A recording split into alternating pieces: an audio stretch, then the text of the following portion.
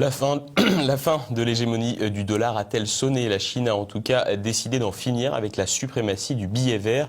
Le dragon s'apprête à libeller son premier contrat pour le pétrole brut avec sa propre monnaie, le yuan, adossé à l'or. Une première qui pourrait bien créer un précédent. Élise Blaise.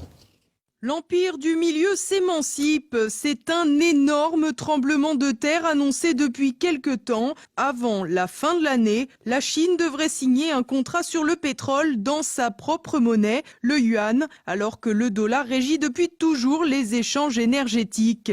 Adossée à l'or, la monnaie chinoise pourrait constituer une véritable aubaine pour les exportateurs de pétrole qui ne rechigneront donc pas à l'accepter. Au contraire, cette nouvelle possibilité de transaction ouvre bien des perspectives aux pays frappés par les sanctions américaines ou souhaitant tout simplement éviter les transactions en dollars. Un bouleversement planétaire qui s'inscrit dans l'évolution progressive de la place de la Chine dans le monde. L'essayiste spécialiste en géopolitique Hervé Juvin nous explique les différentes étapes qui ont permis au dragon d'ouvrir ses ailes. La Chine est passée de la petite à la moyenne aisance et aujourd'hui elle entend passer au rêve chinois. Et le rêve chinois, elle le réalise en acquérant peu à peu sur le plan économique et aussi sur le plan géopolitique des positions majeures. La Chine est à l'origine de la création d'une banque de développement extérieure aux institutions de Bretton Woods que les Américains ont essayé de s'aborder et ils n'y sont pas parvenus, puisque la plupart de leurs alliés, à l'exception du Japon, figurent au capital de cette banque de développement dont l'initiative a été chinoise et russe et qui rassemble l'ensemble des BRICS.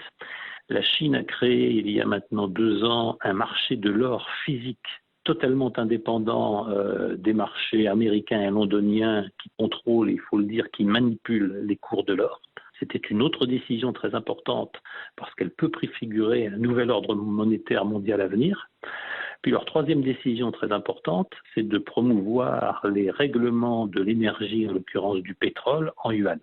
Bien au-delà de ces transactions, ce bouleversement monétaire représente un véritable danger pour les États-Unis, dont la stratégie reposait sur une ambition claire, contrôler l'ensemble du système énergétique mondial, a fortiori du pétrole. Hervé Juvin nous rafraîchit la mémoire.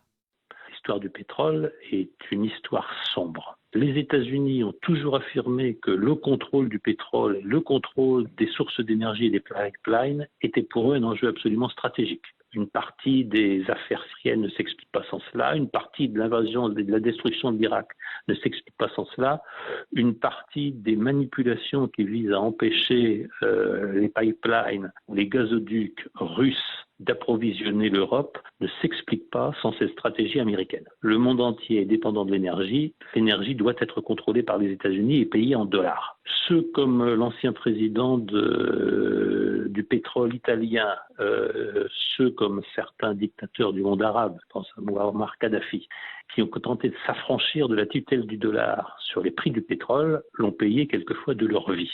La Chine a donc un lourd défi à relever, mais si l'initiative est menée à bien et qu'une alternative au dollar se développe, le règne américain s'effritera peu à peu et c'est le monde entier qui pourrait se recomposer.